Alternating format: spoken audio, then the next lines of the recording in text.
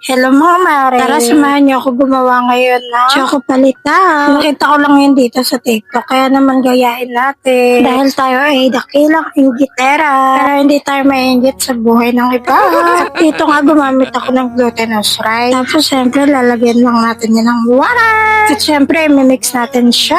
Add lang kayo ng water hanggang sa makuha niyo na yung consistent. Syempre pag nakuha niyo na ngayon tamang halo, pasok na natin dyan yung chocolate. So dali ko nga lang pala yung chocolate na lalagay ko. At pag nalagay na natin chocolate, syempre ibebilog-bilog na natin to. Paulit-ulit lang, magbibilog-bilog lang to hanggang sa maubos yung chocolate natin at saka yung glutinous rice.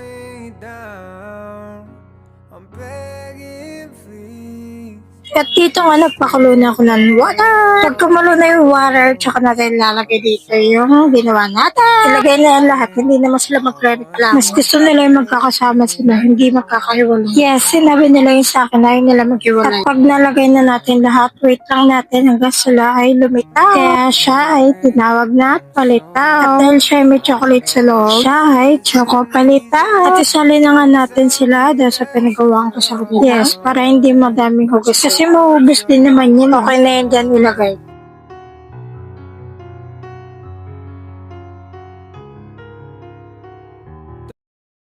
At dito nga, binagburang ko sila ng cocoa powder. Pinili ko lang din yan sa dali. Dito nga, iti-taste test na natin siya. Ng kagat, paso agad.